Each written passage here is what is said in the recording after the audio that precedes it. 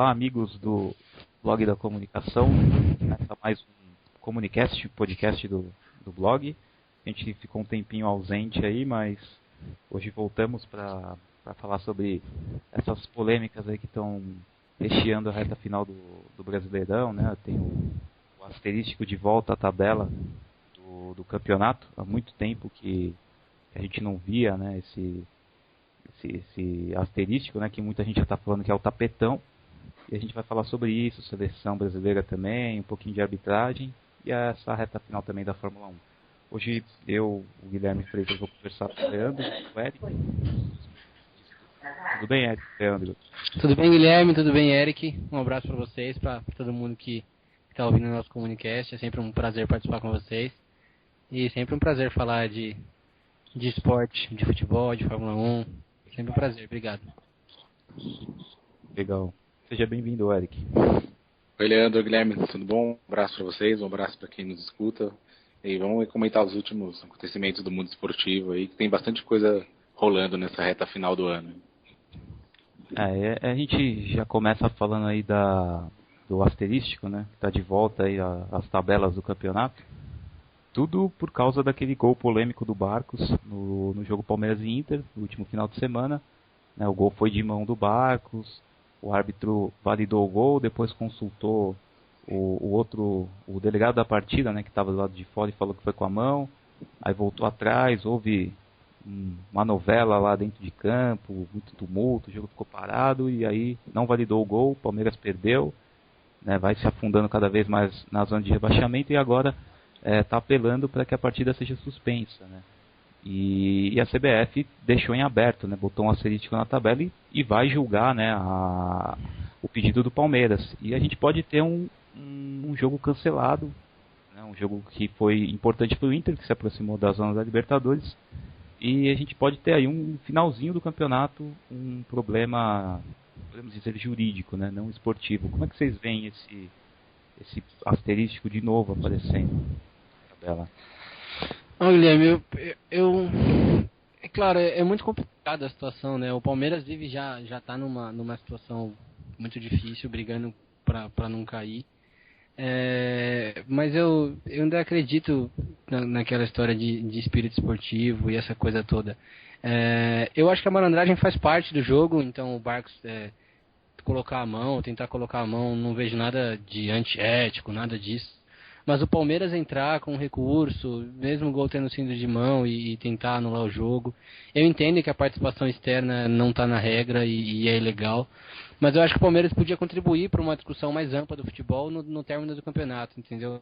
Concentra agora, o foco é sair dessa situação, não é ficar brigando por isso agora. De repente os jogadores se sentem ainda mais pressionados por voltar ao Beira-Rio. Se tiver um novo jogo, por exemplo, eu não sei como vai funcionar com torcida, com esse tipo de organização, mas imagina o Palmeiras querendo o Beira-Rio lotado e perdendo de novo, sabe? Pode ser ainda mais sofrido para o time, para a torcida, para os jogadores, emocionalmente falando. Eu acho que a discussão tem que acontecer, porque não pode uma influência externa, alguém assim de fora opinar e a participação externa que é complicado, a gente sabe disso, mas o gol foi de mão, então o Palmeiras podia contribuir para uma discussão mais ampla. Eu acho que mais uma vez o Palmeiras se apequenou, não precisava disso. Ainda pode escapar do rebaixamento, não está tão longe do Bahia, não tem um time pior que o Bahia, é difícil definir qual é o time que está ali, qual é o pior time, qual que vai cair. Então o Palmeiras ainda tem esperança, não precisava criar tudo isso agora. Acho besteira, acho coisa para time que não tem espaço na mídia, de repente, com todo respeito aos torcedores, se alguém estiver nos ouvindo, mas para um Barueri, para um Guaratinguetá, criar alguma coisinha. O Palmeiras é enorme, cara, ficar com isso aí. Discute depois do campeonato, entra no STJD, que também é outra palhaçada. Não era hora, é complicado. Bom, para mim a volta do asterisco é um retrocesso, né? Esse ano completou a 10ª edição do Campeonato de Pontos Corridos, uma forma mais organizada, para os clubes se prepararem durante o ano para a competição, para os patrocinadores fazerem o planejamento de marketing, por uma competição que eles sabem quando começa, quando termina, quantas vezes joga em casa, quantas fora, enfim. E aí volta tudo isso para mais uma vez deixar o campeonato indefinido e para ficar mais uma vez na mão de um tribunal. Então esse ponto para mim é um retrocesso, um campeonato que, por mais que ainda tenha que melhorar, parece que a fórmula estava andando e todo mundo já se acostumava com isso. E aí pode virar motivo para uma virada de mesa no ano que vem, enfim, a gente sabe como o futebol brasileiro é. Sobre o caso do Palmeiras, eu ouvi muitas opiniões importantes nessa semana e cheguei à conclusão de que o ideal é o clube realmente lutar, porque houve uma interferência que não é da regra. Tá? Mas sou contra a volta do jogo. O Inter não fez nada de errado. O Inter ganhou o jogo na bola e o jogo do Palmeiras é que pôs a mão. Então você não pode beneficiar o infrator. Mas o Palmeiras tem que levar o caso à CBF para punir o árbitro e o delegado que interferiram na decisão do juiz. O juiz voltou atrás porque o delegado o avisou e acertou. Isso que importa. Pelo menos não foi cometida uma injustiça contra o Inter. Mas tem que ficar claro se a regra vai valer para todo mundo ou só para um jogo. Isso realmente não está certo e com isso eu concordo com o Palmeiras. Mas ficar pedindo para voltar jogo, fazendo todo esse escândalo, só ajuda ao time virar mais motivo de chacota ainda entre os outros torcedores. Aí, e só para complementar, né, na última vez que teve esses problemas com asterístico e jogos adiados foi aquele campeonato de 2005, né, que o Corinthians foi campeão e o Inter tinha sido prejudicado também, né? Pode ser de novo prejudicado por um erro de... verdade. E aí o Inter tá pagando o pato mais uma vez. Né? Aí eles vão fazer DVD de novo também. É uma palhaçada muito grande, né? Quando dois times enormes assim podiam só contribuir. Depois do campeonato, quando o Palmeiras se salvar ou não, discute essa interferência, porque realmente é fora da regra. Mas agora é focar pra não cair, meu. Se cair lá de novo no Beira-Rio e perder de novo, se jogar de novo e perder de novo, aí é certeza que não escapa mais, porque vai ser, sei lá, 3 vezes mais vexatório. E só para complementar, né, esse debate aqui, a gente tem outros esportes que têm o auxílio, né, da tecnologia, né, o futebol americano, o basquete da NBA, eles sempre consultam, né, em lances duvidosos vídeos, VTs, o próprio tênis tem aquele raio-x de desafio, né. Vocês são a favor da tecnologia do futebol? Eu acho que tinha que ter, né? Assim, chip na bola, na trave. Vocês são também a favor da tecnologia no futebol? Eu acho que a gente ainda não achou um meio. O futebol americano tem o futebol americano, o basquete, o tênis. O jogo não é corrido por tempo, não tem esse negócio de acréscimo. Eu sou a favor, acho maneiríssimo quando rola ou não rola um touchdown na NFL e aí para ver, depois o juiz vem anunciar para todo mundo. E é legal isso, porque não tem muito erro, né? Não acaba não prejudicando ninguém. Mas o futebol é muito dinâmico, é muito mais rápido, é muito mais... O basquete também para ali, o cronômetro parou, então vamos ver como é que tá o negócio. O futebol ainda não achou o meio, não é nenhuma dessas fórmulas que tá aí, nem no tênis, nem no... O vôlei também vai começar agora, nem essa do vôlei. Enfim, a gente ainda não achou o meio. Essa do chip na bola pra ver se entrou ou não, já era obrigação, né? Isso aí, pelo amor de Deus, tinha que ter, mas isso de, por exemplo, um lance de impedimento que pode decidir uma Copa do Mundo, é complicado parar o jogo e analisar. Eu sou a favor, mas acho que a gente não achou o meio ainda. E você, Eric, concorda aí com os argumentos? Concordo. Para mim, é questão de tempo para a FIFA adotar uma tecnologia como tem no tênis, no futebol americano. Não é mais aceitável em campeonatos de alto nível, assim, a gente vê coisas injustas acontecendo. Como aconteceu na Copa de 2010, que no jogo da Inglaterra, que a bola bateu dentro do gol e saiu na quartas de final contra a Alemanha, e aí o time foi prejudicado. Então a FIFA os velhinhos da International Board vão ter que olhar para isso, porque os outros esportes que recorreram a esse meio não perderam o seu encanto, a sua magia. E a única desculpa para a FIFA não fazer isso é tirar esse encanto do futebol, essa polêmica, que é uma besteira. Então se hoje o futebol é uma indústria que move milhões em todo o mundo, e move pessoas em todo canto do planeta, ela tem que, pelo menos nos seus campeonatos de alto nível, e aí os países que têm o futebol como principal esporte também tem que acompanhar isso para não ter esses erros que prejudiquem as equipes e aí faça com que o torcedor se desiluda com o esporte. Beleza. E só antes da gente falar da nova convocação do Mano, né, para a seleção, não sei se vocês chegaram a ver essa semana que o Túlio, né, o Túlio voltou, né, a jogar, jogou com o Sub-23 do Botafogo no último final de semana, e ele contratou aí uns caras aí para fazer um jogo amistoso, uns caras que não jogavam há 5 anos, juntou todo mundo lá e tá valendo pra conta dele, né? E teve uma discussão essa semana sobre o marketing, que ele está fazendo um marketing muito mais pessoal do que para o clube, né? E só para complementar mesmo, eu acho que é um marketing dele mesmo, né? Porque o Botafogo vai sofrer com piada, né? O Túlio é uma piada, é uma brincadeira, né? É que a gente já falou sobre isso outras vezes. Se o Túlio fizesse isso mas fosse realmente uma brincadeira dele pro público, olha, é uma brincadeira, mas vou chegar ao gol 1000 e tal, tava tudo certo. A gente não estaria aqui discutindo isso, mas aí sempre tem aquele que aponta, mas o Pelé fez gol contra o Exército. Poxa, é complicado, né? O Pelé é o Pelé. Tenho que dizer, com 17 anos o cara tava numa Copa do Mundo. O Túlio é só o Túlio. Mas enfim, pra brincadeira vale. Mas eu concordo plenamente com você. É um grande marketing dele que voltou pra mídia, que pode arrumar aí um patrocínio ou dois, mas pro Botafogo é, de novo, piada. Piada. É verdade. Botafogo que vai segurar as brincadeiras aí. Exatamente. Bom, saiu...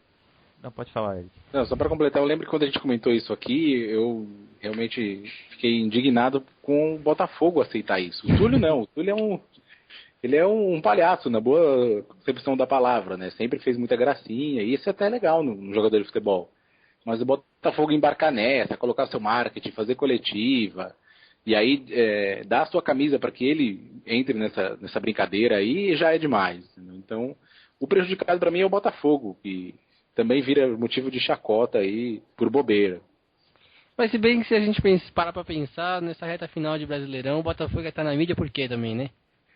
Então, nessa altura, o Túlio tá ajudando o Botafogo Túlio, todo mundo aparecendo, porque o Botafogo também não faz uma campanha digna de Botafogo desde que nasceu, eu acho.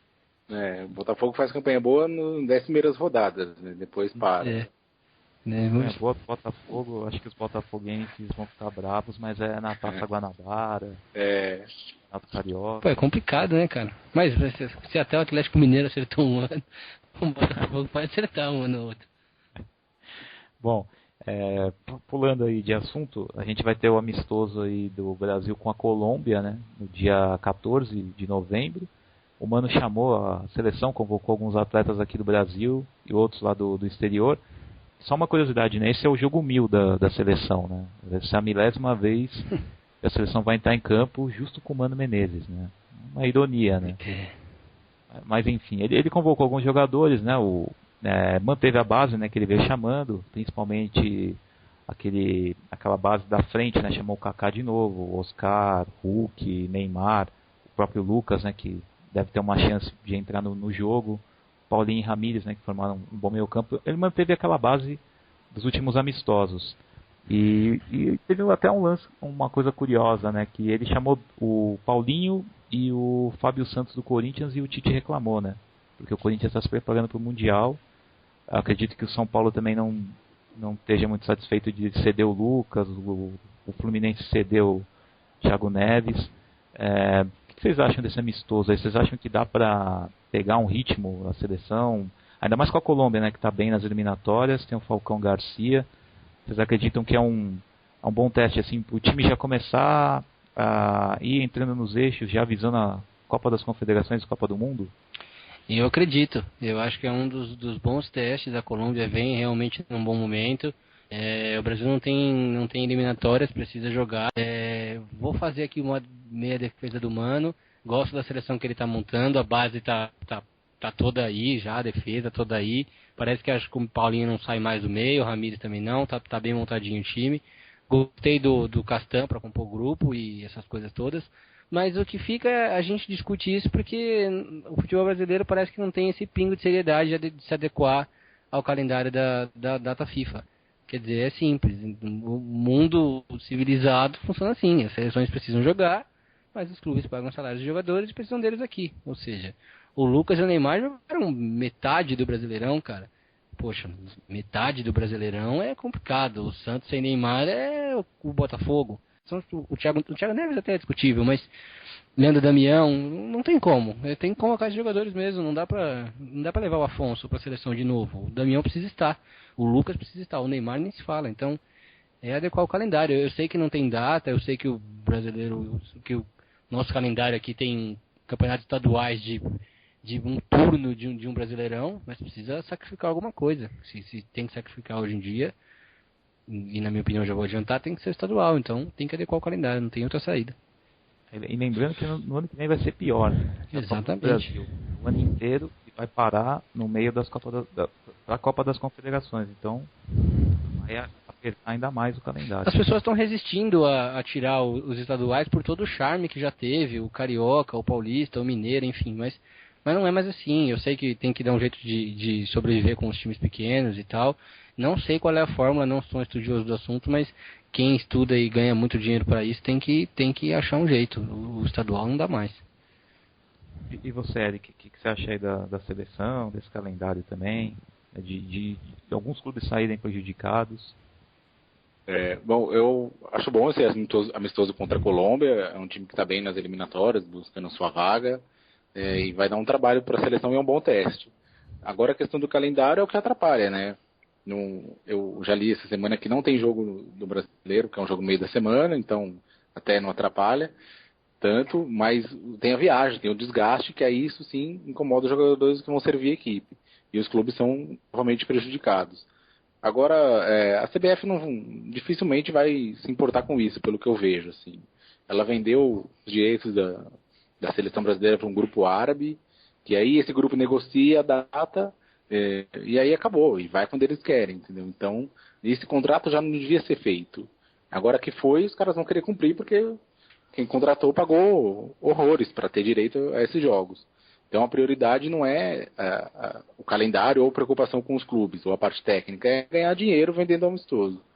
Agora, o Mano tá dando mesmo um jeito no time, o Kaká deu uma ajuda pra caramba, salvou o Mano, tanto que ninguém mais fala em tirar ele daqui, do comando da seleção. O meio campo ele achou com o Paulinho e o Ramires, que realmente jogam muito bem e tem que ser mantidos. Então as coisas vão se ajeitando mesmo com todo os problemas, todo esse antiprofissionalismo que tem na CBF, né? Os caras marcam jogos que prejudicam os clubes, que prejudicam o campeonato que a CBF organiza, mas mesmo assim o talento brasileiro se sobressai a tudo isso e consegue ainda formar um time que pode fazer bonito na Copa das Confederações do ano que vem e se formar para um campeonato mundial decente em 2014. Legal. Vocês aprovaram esses últimos jogos da seleção, o esquema do Mano com o Kaká de volta? O Kaká é experiente, tem na bagagem Copas do Mundo, então mesmo que naquele jogo como titular tenha fracassado junto com o da seleção, é experiente. A gente discutiu o momento por ele não estar jogando, não estar em ritmo de jogo e tudo mais, mas ele jogou bem, participou bem, se movimentou bem. Tem que ter um líder, não dá para apostar só em jogadores de 19, 20 anos, porque Copa do Mundo é mais complicado, né? Não é sempre que o Neymar vai jogar contra na Copa do Mundo, claro, não vai ser contra os defensores daqui, os marcadores que ele está acostumado. Pode enfrentar um Gattuso, por exemplo, pela frente. Talvez o Gattuso não esteja lá, bem provável que não esteja, mas ao estilo de Gattuso, experiente como tal, e aí é complicado, precisa da experiência. Precisa de alguém do lado. O Kaká é um bom nome. Eu também achei bom a apresentação do Kaká. Ele meio que tirou o foco dos outros jogadores que eram muito cobrados, como o Neymar e o Oscar, e eram o centro de criatividade da equipe no ataque. Então ele chamou essa responsabilidade, ele tem essa característica de líder mesmo, e salvou a pele do Mano, né? Porque o time encontrou uma boa maneira de jogar sem um atacante, um centroavante trombador lá na frente, um time que gira, que toca a bola, que consegue se movimentar bem. E aí, contra o Japão até me surpreendeu, porque o Japão não é um time fraco. Hoje já não é mais um time fraco, até estranho falar isso. Mas o Japão vinha de uma vitória contra a França em Paris por 1-0, tinha feito um bom jogo. E a seleção comandou o jogo, dificilmente foi ameaçada e foi fazendo os gols com facilidade. Então está encontrando um caminho o Mano Menezes. E no ano que vem a gente vai poder até ter uns tiratemas melhores, né? Já que provavelmente vai pegar uma seleção forte logo na primeira fase da Copa das Confederações. Tem 2 amistosos marcados com a Inglaterra também. Então acho que ano que vem vai ser o pano-chave aí para o trabalho do Mano, né? O ano que vem tem o fato das Copas das Confederações chegar é chave para ele porque já assusta, né? Já dá o tamanho, já dá a dimensão. para a torcida, o país cai na realidade de se aproximar da Copa do Mundo de fato. Repito, gosto da seleção que ele montou. Acho que o que falta mesmo é entrosamento.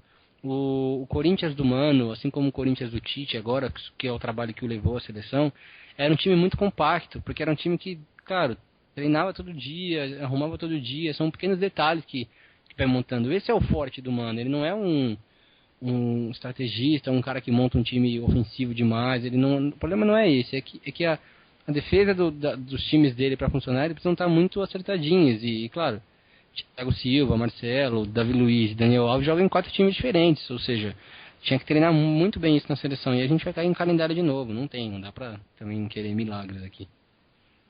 Tem esse problema, nem tudo é perfeito. Nem tudo é perfeito. E como, aproveitando esse gancho, né, de nem tudo é perfeito, a vida do Alonso, né, agora a gente falando um pouquinho de Fórmula 1, estava perfeita, né? Aí o Vettel começou a ganhar tudo, e agora parece que o campeonato já tem um campeão, né? Dificilmente o Vettel, só se acontecer algum problema com o carro, ou ele não conseguir se sobressair, mas eu acho que já é tricampeão. O que vocês acham aí dessa reta final da Fórmula 1, só pra gente encerrar esse podcast? Bom, foi surpreendente mesmo. Eu não esperava essa reação do Vettel e nem da Red Bull, porque a Red Bull fazia um campeonato normal até o meio da temporada. Mas aí entrou o senhor Adrian Newey, que é aquele projetista, que, se não me engano, ele projetou até a Williams de 94 e em alguns anos anteriores, que dominou o início da década de 90 na Fórmula 1.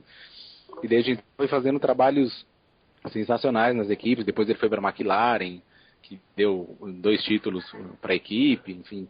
E aí ele descobriu uma maneira de acertar o carro, e agora os carros estão voando. E pelo jeito não vai dar para o Alonso, não. Eu acho que a gente tem que destacar que ele é um cara muito talentoso. Apesar de marrento, de todos os problemas. Semana eu li que ele deu um piti depois da prova da Índia, deu uma bronca na equipe. Mas o cara é bom. Ele levou o carro no braço até onde deu. E agora o Vettel, que também é um bom piloto, lógico, vai ser tricampeão, não é à toa. Mas o fator diferencial é mesmo o carro que se acertou. E a Red Bull provavelmente leve mais um título de pilotos aí. Realmente foi surpreendente. A gente sempre erra no que a gente arrisca aqui no podcast, mas o retrospecto do Alonso, a regularidade do Alonso nos permitiu acreditar que ele conseguiria manter, mesmo que fosse na briga, na raça e no braço, como o Eric bem falou, o título até o final do ano. Mas a Red Bull tá muito à frente, cara. Hoje já li em diversos sites o Alonso, esse piti que o Eric falou, e reclamar e dizer que eles estão muito atrás do projetista da Red Bull. Então o Alonso não está tendo muito o que fazer. Esse reconhecimento do Eric é muito bacana, porque quem gosta de Fórmula 1 percebe que o Alonso tem talento, pilota muito, talvez seja o piloto mais talentoso no circuito hoje, exceção feita ao Schumacher. Vai ter uma briga aí, pessoas que vão preferir o Vettel, claro, já vai se tornar tricampeão, um número a ser respeitado, é muito jovem.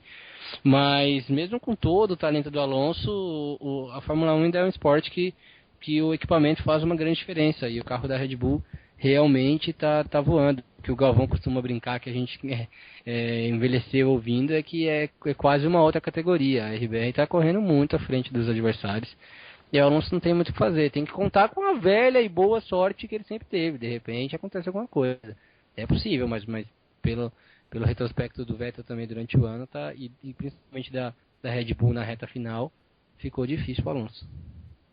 E o Alonso na Índia, nessa última corrida, fez uma prova assim espetacular, né? Desde a largada, andou muito, mas o carro da Red Bull, nesse finalzinho de temporada, já está lá na frente, né? Eles abrem com uma facilidade nas próprias corridas, e aí fica difícil pro Alonso, que já não tem um carro tão bom, né, como o da Ferrari, tem que resolver tudo no braço. Mas vamos ver, né? Vai que acontece algum acidente na largada, né? O Grosjean, né, que bate em todo mundo, o Maldonado acerta o carro do Vettel, né? Vai que dá uma graça o campeonato aí no final. Só assim pro Alonso conseguir, realmente. Bom, a gente então vai terminando essa edição do podcast. Gostaria de agradecer a participação do Leandro e do Eric. sejam bem-vindos aí para voltar no futuro, né? Pra gente ver se a gente acerta os palpites ou da Fórmula 1 ou do futebol, né? Guilherme, um abraço para você, um abraço para o Eric. É sempre um prazer participar e a gente tenta, um dia a gente consegue. Acho que o do Palmeiras a gente não vai errar não. O Palmeiras apequenou, está se preocupando com detalhes demais e vai cair. Acho que do Palmeiras a gente não erra. Um abraço, é sempre um prazer. Sei que o asterístico influencia aí no... não dá, né? Um campeonato assim não dá. É triste. Legal. Obrigado também pela participação, Eric. Obrigado, Guilherme. Um abraço, Leandro. Sempre legal poder falar de esporte. Espero que da próxima vez a gente pelo menos acerte o campeão brasileiro, que tá um pouquinho mais fácil, né? Mas é isso aí. Se a gente também errar, não tem graça. Vai dar galo, vai dar galo. Difícil, tá difícil pro Atlético. O Fluminense parece que embalou aí e não vai perder esse campeonato, não. Mas aí, desculpe interromper o final da gravação, mas a gente tem 3 jogos bastante difíceis agora pro final. Tem o São Paulo no Morumbi, tem o Palmeiras brigando para não cair, ainda tem o clássico da última rodada. Tem 9 pontos em disputa pro Fluminense que não são 9 pontos fáceis de se ganhar. Claro, o Atlético também vai ter que disputar esses mesmos jogos difíceis, mas resta uma esperança pro Galo. Sim. Já diz o ditado, né? A esperança é a última que morre e o Atlético vai se agarrar a ela. Ainda né? mais Galo. Bom, é isso aí. A gente vai ficando por aqui e a gente volta nas próximas semanas para falar, né, dessa reta final do Brasileirão. Vamos ver o que dá esse asterístico na tabela, se o Palmeiras consegue reverter o resultado do jogo. E vamos ver também, né, comentar futuramente esse amistoso da seleção. Vamos ver se o São Paulo consegue o título da Sul-Americana, né, já que tá praticamente classificado, né, no pré-Libertadores no Brasileirão e está buscando um título inédito. Né. Lembrando, como o Leandro lembrou no começo, pode jogar no ano que vem um clássico, né, Corinthians e São Paulo na Recopa. E a gente volta aí nas próximas semanas para falar mais sobre esporte e futebol. Um abraço a todo mundo e até o próximo programa.